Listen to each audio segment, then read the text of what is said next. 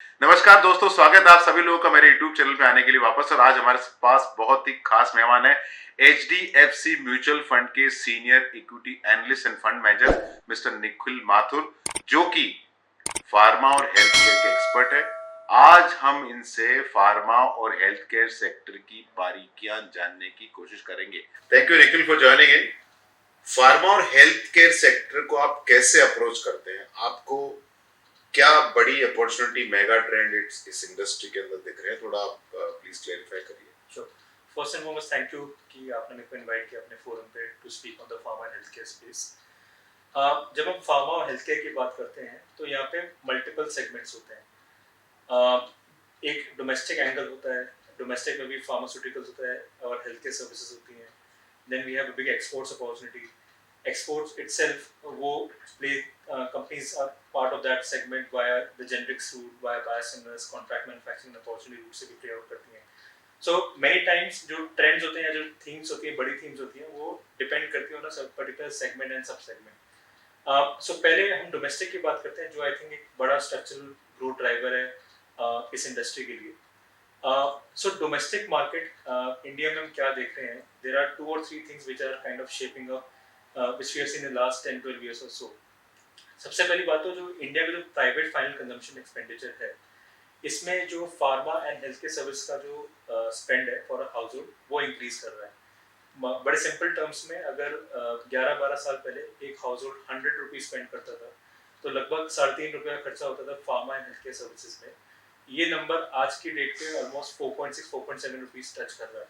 तो आप बोल रहे हैं कि 10-11 साल पहले 100 रुपया कोई खर्च कर रहा है अपने घर के खर्चे पे, तो 3 रुपया 60 पैसा फार्मा और हेल्थ केयर पे जाता था, अभी 4 रुपया 60 पैसा हो गया। राइट। तो इन खर्चे भी बड़े हैं, लेकिन ये हेल्थ केयर पर जो खर्चा है वो उससे ज्यादा बढ़ा है, तभी उसका शेयर बढ़ा है। तो सपोज हम खर्चे 11-12% मान ले बढ़े, सपोज एक हाउस होल्ड का, तो पॉसिबिलिटी कि हेल्थ केयर पे वो 13-14% बढ़ सकता है। Very good point.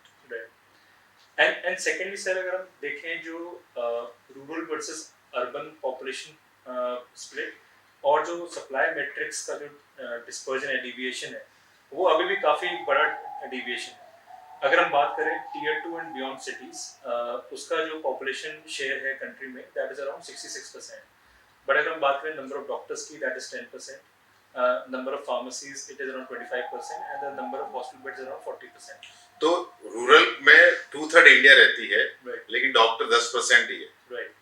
Hospital pharmacy 25% ही है जो टोटल फार्मेसी का, और हॉस्पिटल बेड वो 40% ही है। right. तो वहाँ बड़ा पेनिट्रेशन की इन सारी चीजों का पॉसिबिलिटी है फ्यूचर में। एग्जैक्टली। सिर्फ पॉसिबिलिटी नहीं है, these points are not just in theory और हाइपोथेसिस है।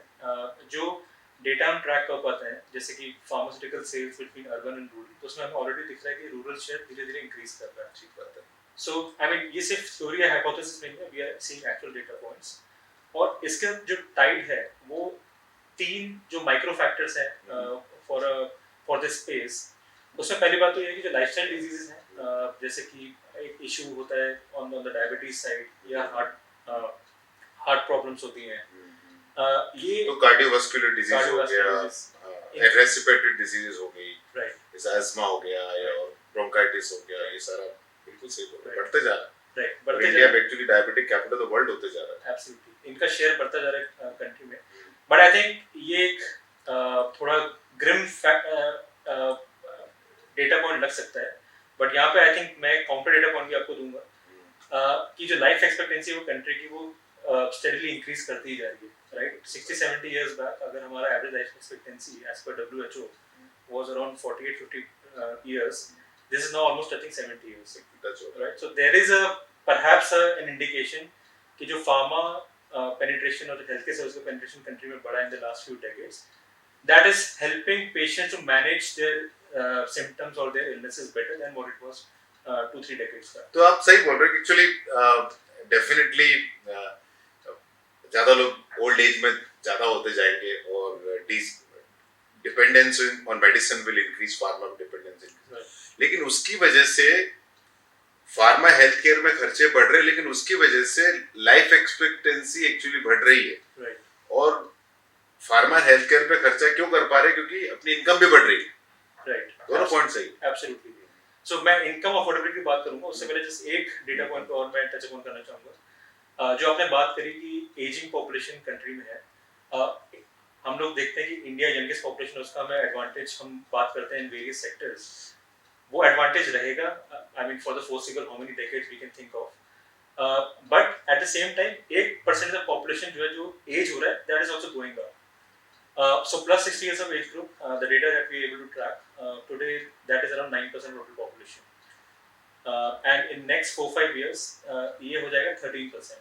So absolute percentage wise कुछ ज़्यादा change बड़ा dramatic वो 18-20 करोड़ लोग हो जाते हैं, what is equal to half of the US population. Right. So just plus 60 is 4.5 crores, and if I add plus 14 plus 50 years of age group, then we are, like I said, we are talking about 1/3 or half the US population जो एज हो रही है in the next 5-6 years. ये देखिए, अभी तो 60 साल का कोई मतलब ही नहीं बात का, क्योंकि लोगों को diabetes, cardiovascular disease actually diagnose 40-45 में हो रही है, Right. 40-45-50 में हो रही है. Absolutely. So that bucket itself is very huge. That could be, my opinion, could be one of the, मतलब यूएस की पॉपुलेशन बड़ा वो बकेट हो सकता है. ठीक बात है. एंड रिसेंटली एक आईसीएमआर ने एक स्टडी किया था जिसमें एक डेटा पॉइंट निकल के आया है. आई मीन ये काफी रिपोर्ट काफी मीडिया में रही फ्यू मंथ्स बैक. इंडिया में जो डायबिटिक्स पॉपुलेशन है, it is around 11 crores, and pre diabetics population, मतलब कि जो पॉपुलेशन है जो जिनको हो सकती है, जिनके सिम्टम्स आज the pre symptomatic of a diabetes issue, वो अराउंड 13.5 crores है. मतलब 24-25 करोड़ लोग. Right. That's a big number. Right, but again, because life expectancy increase. But because medicine available है. Right. तो एक तो मेगा डेटा डोमेस्टिक कंजम्पशन है. इसमें एक अफोर्डेबिलिटी का एंगल और है जो आई थिंक एक इम्पोर्टेंट पॉइंट है. Affordability on a general per capita income basis जो इंक्रीज हो रहा है, I think that is also leading to increase in penetration of these services. At the same time जो हम हेल्थ इंश्योरेंस डेटा ट्रैक करते हैं from IRDAI, उसमें हमें दिख रहा है कि पिछले 5-6 सालों में जो नंबर ऑफ लाइव्स कवर्ड है by corporate and individual insurance, वो नंबर ऑलमोस्ट डबल हो गया है. एंड इवन जो क्लेम्स है, जो डेटा कोलेक्ट होता है, उसके हिसाब से भी जो क्लेम्स CAGR है, वो FY16 to FY21 अराउंड 16% से ग्रो किया है. So I think both these factors, general per capita income increase and also the insurance penetration is leading to better affordability for quality health. तो family size छोटी होती जा रही है, okay, तो वहाँ खर्चे बच रहे हैं.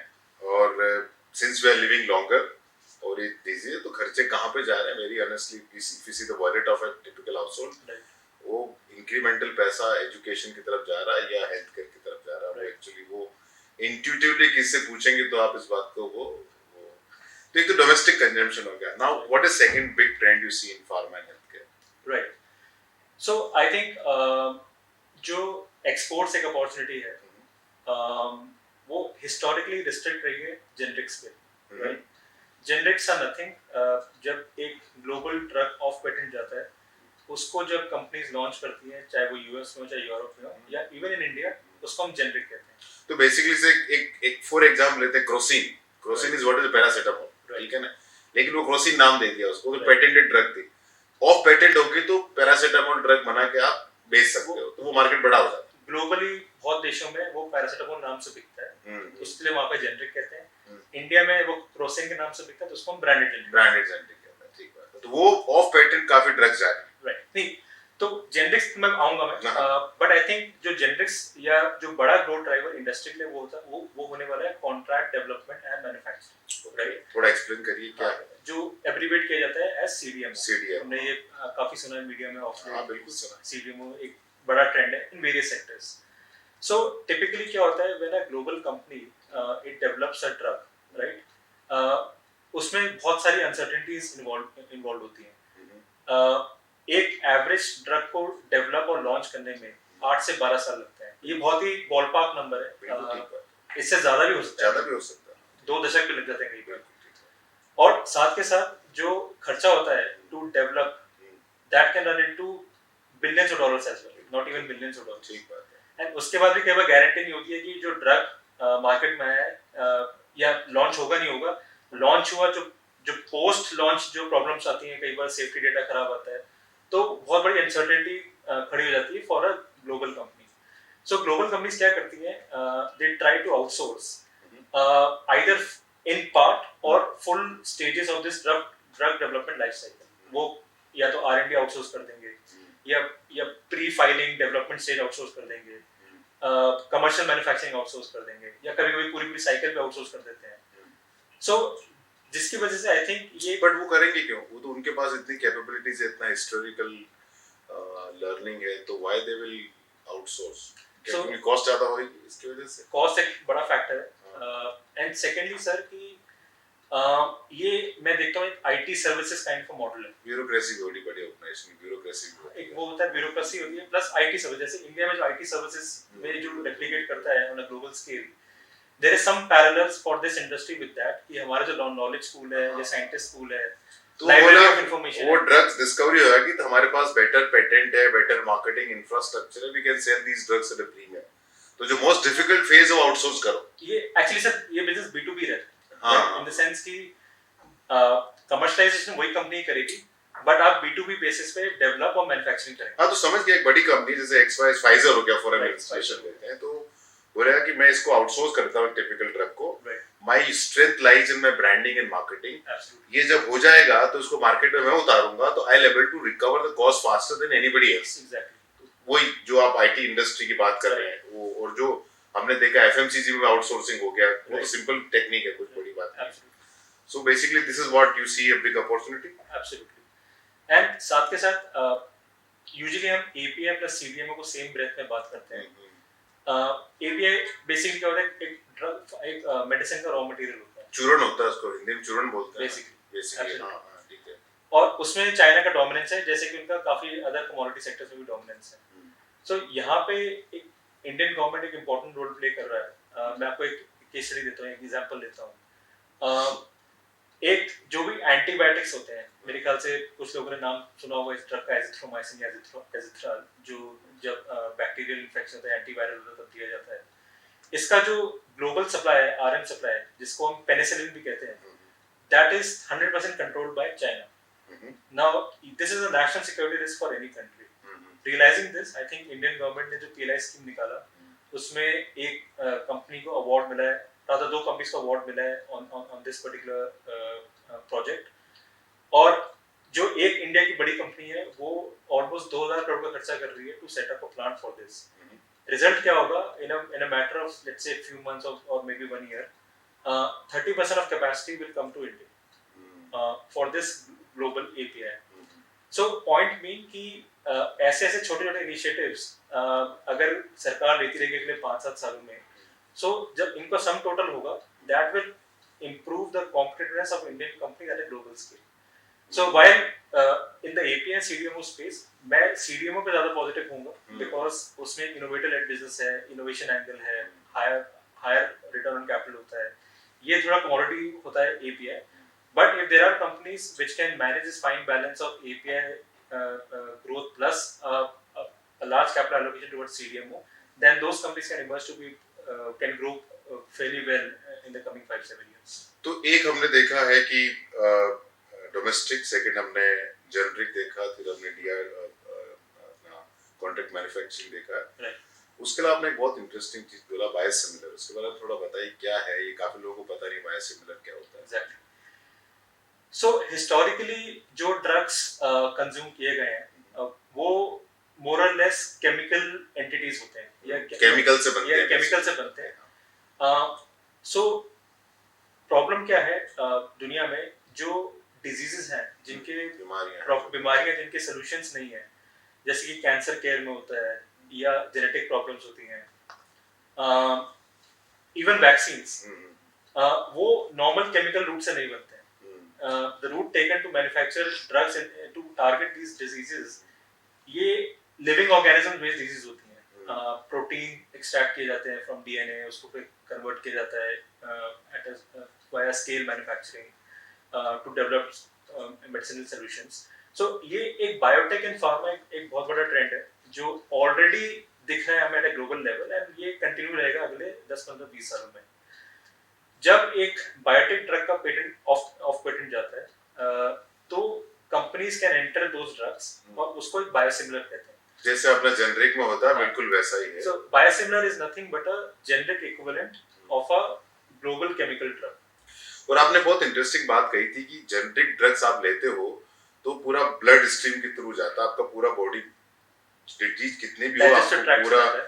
आपको पूरा डाइजेस्टिव ट्रैक्ट के थ्रू आपको कंज्यूम करना पड़ता है, तो पूरी बॉडी में जाता है. Right. लेकिन ये बायोटेक डिजीज जो ड्रग्स होती है या बायोसिमिलर होती है, पर्टिकुलर टारगेटेड चीज को, डिजीज को, तो उसका क्वांटिटी कम होता है. Right. तो साइड इफेक्ट भी कम होते हैं. दैट्स द रीजन इसका ग्रोथ हो रहा है. सी सो एक तो एक बड़ा रीजन है कि टारगेटेड एक्शन चाहिए होता है सेल्स में, राइट, जिसकी वजह से जो बायोटेक ड्रग्स हैं वो बेटर प्रूव होते हैं वर्सेस नॉर्मल केमिकल ड्रग. दूसरा, अगर हम ओरल एक ड्रग को इंजेस्ट करते हैं जो कि टिपिकली केमिकल ड्रग्स होते हैं, तो जब वो डाइजेस्टिव ट्रैक्ट से होके ब्लड स्ट्रीम में जाते हैं या बॉडी में जाते हैं, तो उनका efficacy to a certain extent lose होता है. सो प्रॉब्लम क्या होता है कि अगर केमिकल ड्रग्स डेवलप किए जाएं कैंसर केयर में, जेनेटिक डिजीजेस में, जो क्वांटिटी होगा वो बहुत ज्यादा लेना पड़ेगा और उसकी वजह से आपका पूरा लीवर, किडनी बहुत तकलीफ दे उसका risk of side effect can be जैसे उसका बायोटेक का बायोसिमिलर का भी एक आपको बहुत बड़ा ट्रेंड है.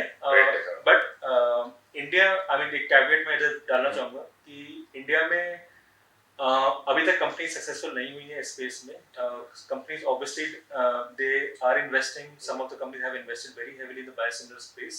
सो ये बहुत नियर टर्म में परहैप्स नहीं, but medium to longer term में ये एक ग्रोथ ड्राइवर एक्सपोर्ट्स में इमर्ज हो सकता है. अभी हम काफी देखते हैं. आपने एक बहुत इंटरेस्टिंग डेटा यहाँ पे दिया, आपने बताया अपनी प्रेजेंटेशन में कि US FDA approved plant actually USA के बाहर हाईएस्ट इंडिया में. राइट. लेकिन हम मीडिया में देखते हैं कि इस कंपनी पे एफडीए नोटिस आया, इस कंपनी पे एफडीए नोटिस आया और उस दिन वो स्टॉक 5-10%, 20% टूट जाता है. राइट. तो थोड़ा इसके ऊपर बता पाएंगे क्या है? एब्सोल्युटली. बेसिकली जैसे कि आपने बोला कि हमने जो डेटा ट्रैक किया, यूएस के बाहर highest number of approved facilities India में यूएस एफडीए. जो इंडिया का इतना वॉल्यूम है जो यूएस में जाता है, राइट, सो एक नेचुरल आउटकम है कि इंडिया में इंस्पेक्शन सबसे ज्यादा होंगी. ठीक बात. ग्लोबली.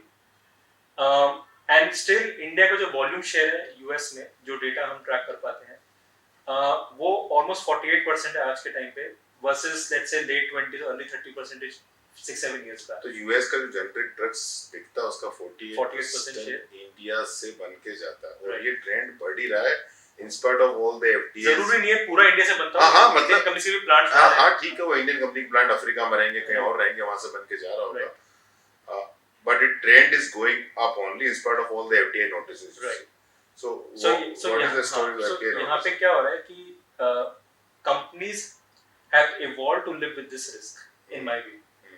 अगर 10 साल पहले कंपनीज के पास कम नंबर ऑफ प्लांट्स होते थे या जो इम्पोर्टेंट ड्रग्स है वो एक फैसिलिटी से फाइल होते थे और वहाँ पे अगर प्रॉब्लम आई यूएस एफडीए की तो 2-4 साल का प्रॉब्लम इमर्ज हो जाता था कंपनीज के लिए.